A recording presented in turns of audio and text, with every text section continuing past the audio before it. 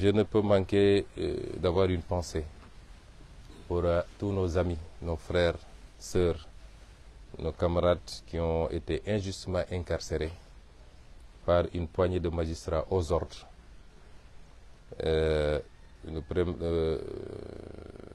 frère Diomaye Faye a utilisé un terme dans un poste et ça lui vaut la prison, c'est le terme clochardisation. Effectivement, il y a une forte clochardisation d'une poignée de magistrats, je le répète comme il l'avait dit, et c'est malheureusement ce petit groupuscule de magistrats qui ne font même pas 10 en réalité, qui aujourd'hui exécutent les sales bouillons pour prendre des innocents, des gens très utiles à leur pays, plus utiles à leur pays qu'eux-mêmes.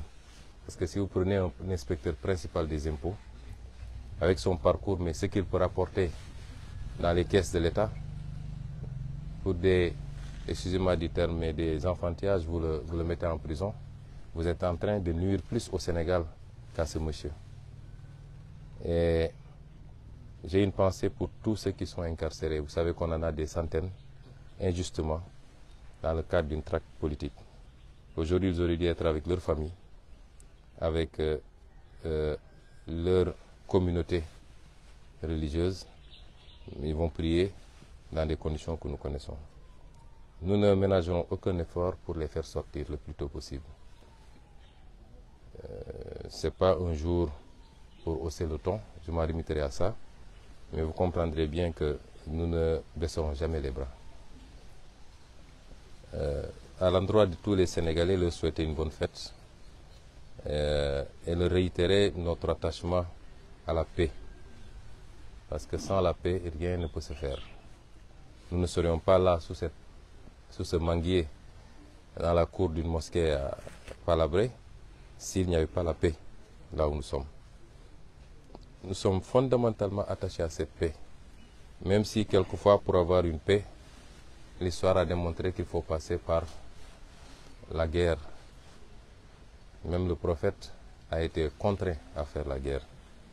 La guerre, on l'a fait pour quelqu'un qui croit en Dieu, pour quelqu'un qui respecte l'être humain, quelle que soit son appartenance ethnique, régionale, religieuse, confrérique, etc. Pour quelqu'un qui est un humaniste, la guerre n'est qu'un moyen de défense. N'est jamais, on ne la décrète jamais de manière offensive. Et c'est ce que nous apprennent tous les grands hommes. Si les prophètes ont été obligés quelquefois de faire la guerre, c'est parce qu'on les y a obligés, on les a contraints à la faire. Mais autrement, personne ne souhaite la guerre parce qu'elle n'est facile pour personne.